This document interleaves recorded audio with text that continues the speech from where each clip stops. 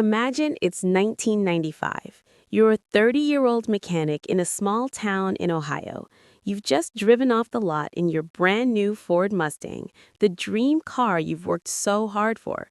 For years, you've told yourself that once you had this car, you'd finally made it. It's a symbol of success, something your father could never afford, something your grandfather never had the chance to own. As you grip the steering wheel, the engine purrs like a promise of prosperity, and you feel that rush of accomplishment. But here's the shocking truth that no one ever told you. Owning this car, this house, this shiny new life insurance policy, all of it might not be building your wealth. It might be slowly draining it. Now, imagine if I told you that everything you believed about these possessions was wrong, that the things you thought were assets, your car, your home, even your degree, were in fact doing more harm than good. They're not helping you build financial freedom, they're creating hidden liabilities that most people never see coming. This isn't a theory, this is a hard truth, backed by real financial principles.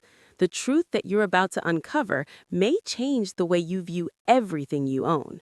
What if I told you that your assets are secretly keeping you from building real wealth? Stay tuned, because by the end of this video, you'll see just how deep this financial trap goes and how you can escape it. You see, there's a major distinction between what most people think are assets and what truly qualifies as one. The real definition of an asset is simple. It's something that puts money in your pocket consistently, over time. Something that grows in value or, at the very least, helps you save money.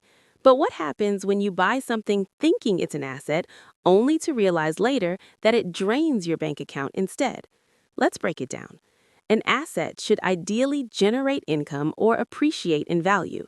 A rental property, for example, generates monthly rent that directly puts money in your pocket. A bond pays out regular interest, growing your wealth steadily. A business you own creates profits that increase your net worth. These are tangible assets, ones that work for you. But most people are stuck thinking that their house, their car, or even their college degree is doing the same thing. It's not. This is where the trap lies. You buy things that you believe are helping you build wealth, but they're actually costing you more than you realize.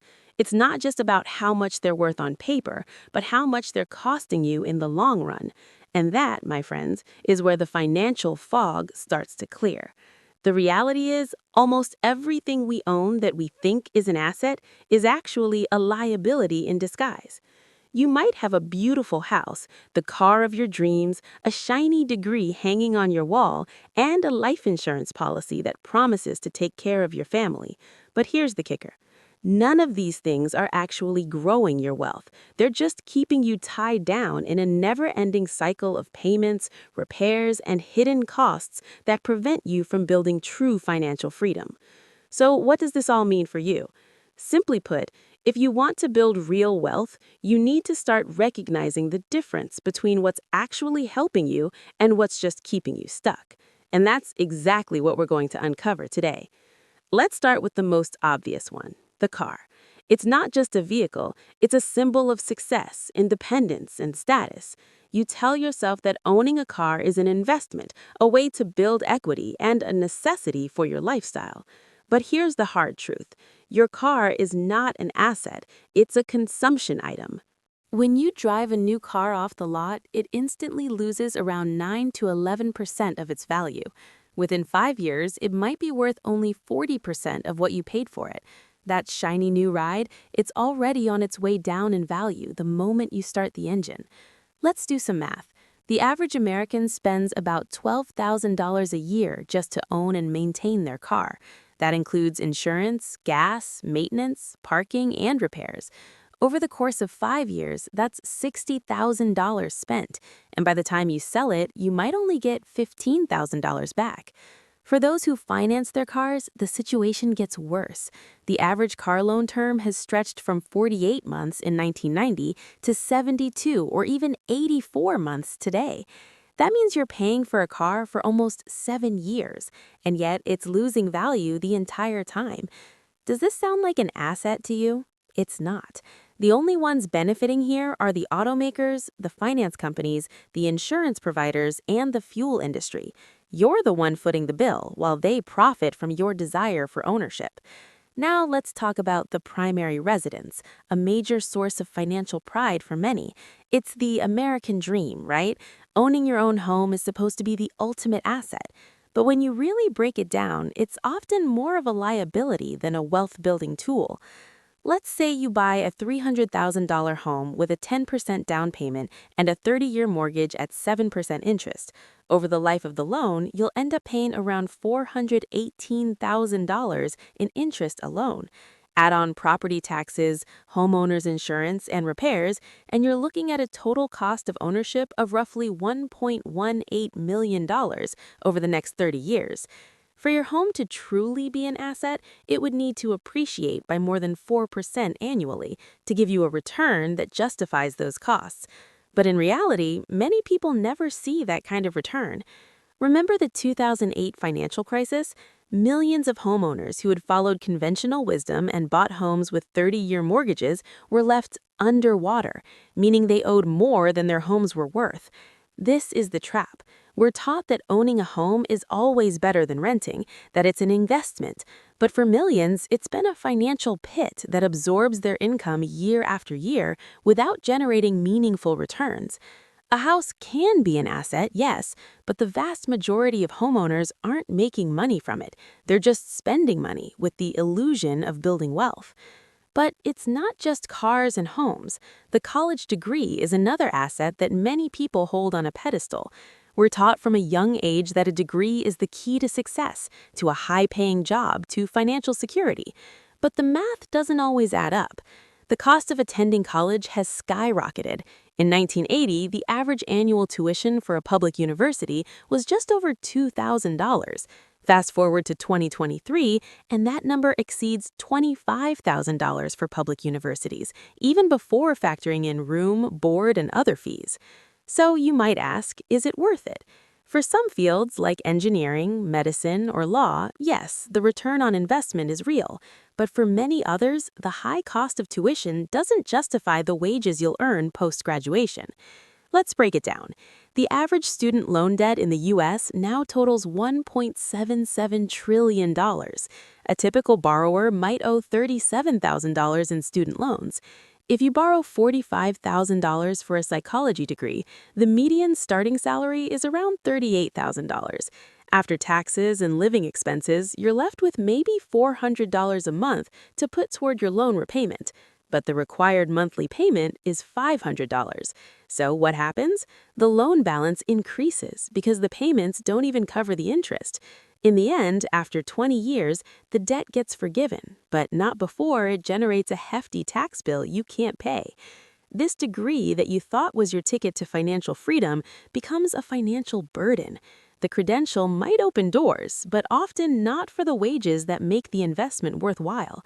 And let's not forget, the student is the mechanism of moving money from the government into university endowments, not the customer. So far, we've busted the myths about cars, homes, and degrees. Are these really assets or just things that make you feel like you're building wealth when, in reality, they're eating away at your savings? Now that we've exposed the financial traps of cars, homes, and degrees, let's dive deeper into some of the other assets many people hold dear, starting with whole life insurance. For decades, this product has been marketed as a smart, long-term financial strategy. The pitch is compelling. Pay your premiums over your working life, build up cash value, and pass on a death benefit to your family. Sounds good, right? But let's break it down. On average, whole life insurance policies earn between 1% and 3% annually on their cash value. That's far below the historical returns of the stock market, which have averaged between 7% and 10% annually. To put this in perspective, if you invest $200 a month in a simple index fund for 40 years, you could potentially grow your wealth to over $600,000. But with whole life insurance, that same $200 a month might only accumulate around $150,000 in cash value. Where does the difference go? commissions. The agent who sells you the policy takes anywhere from 50% to 100% of the first year premium, and the insurance company keeps the rest for overhead, marketing, and profit. This doesn't even account for the fact that term life insurance, which offers the same death benefit at a fraction of the cost, would have been a much better financial decision for most healthy individuals. The premiums you pay for whole life policies are often much higher than what you would pay for a similar term policy, and the cash value doesn't grow nearly as quickly. Over decades, the amount you spend on whole life insurance could be hundreds of thousands of dollars more than a term policy, all for a return that barely beats inflation. But here's the kicker. You're not building wealth. You're building someone else's wealth. The commissions and high fees keep you from profiting, while the insurance companies laugh all the way to the bank.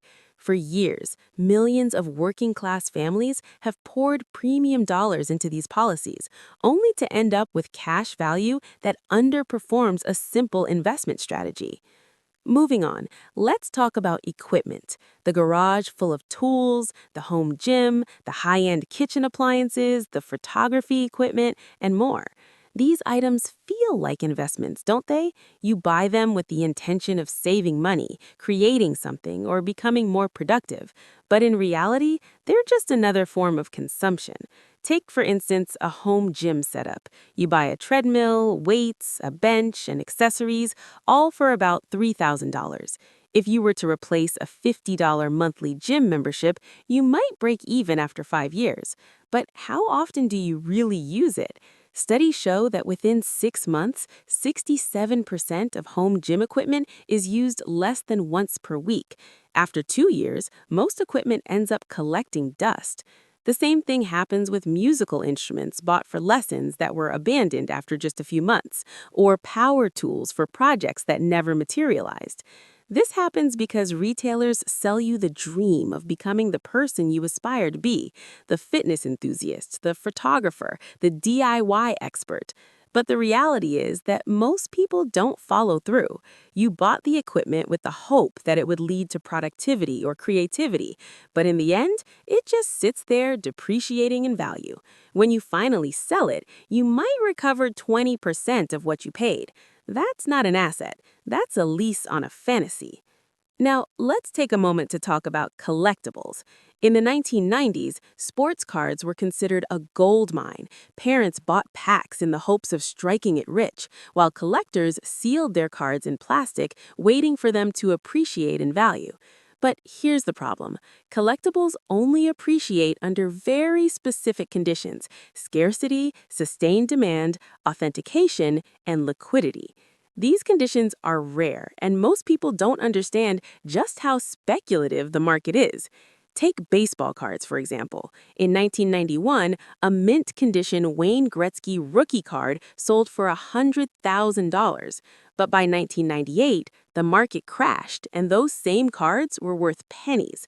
This same pattern repeated with Beanie Babies, comic books, and even limited edition NFTs. The reality is that the value of collectibles is driven more by speculation and nostalgia than by any inherent worth. So, you've invested in these items thinking they'll grow in value over time, but in reality, they're just sitting in your closet, declining in worth. You can't rely on them for income, they require storage and insurance, and finding a buyer when you need to sell is nearly impossible. Sure, there are stories of rare items selling for millions, but for every success story, there are thousands of failed collections collecting dust in basements and attics. So if cars, homes, college degrees, and collectibles aren't the assets you thought they were, then what are true assets? How can you actually build wealth that will last rather than just fueling a cycle of consumption? Let's start with the basics: income-generating assets. True assets are those that generate cash flow, regular income that grows over time. These could include rental properties that provide monthly rent payments, stocks and bonds that pay dividends and interest, or a business that consistently generates profits. The key here is that these assets don't just sit there, they work for you. They put money in your pocket, not the other way around. Take rental properties as an example.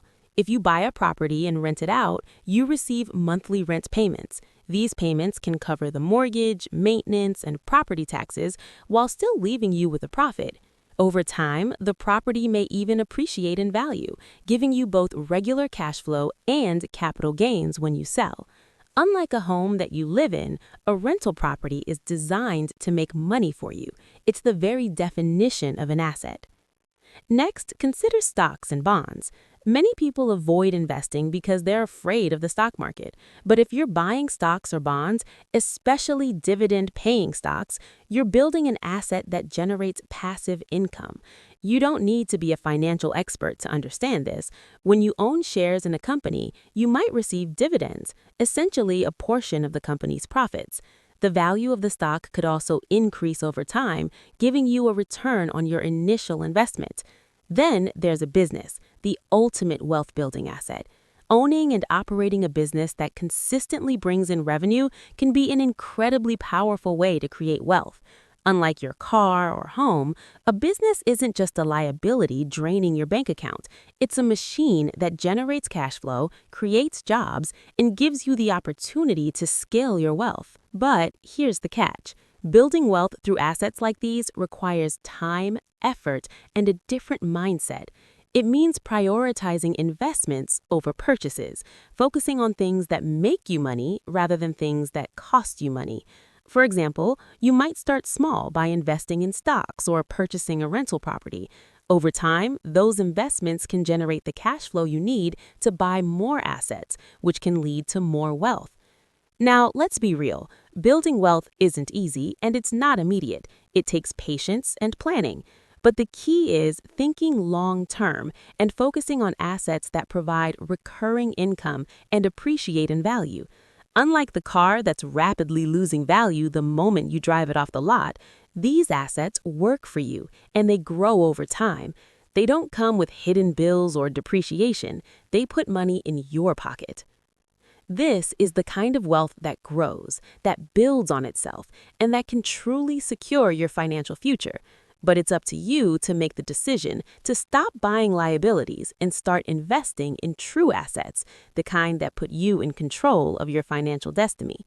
So now that you've learned the truth about what you own, what's the next step? How do you shift from the illusion of wealth to actual wealth building? The answer is surprisingly simple. Change your mindset and take action. For decades, the system has conditioned us to think that owning a house, buying a new car, and getting a degree are the keys to success. We've been sold the dream of ownership and investment, but the reality is that these possessions often trap us in cycles of debt, depreciation, and hidden costs. It's not about how much your house is worth or how much you paid for your car. It's about whether those things put money in your pocket or take it out.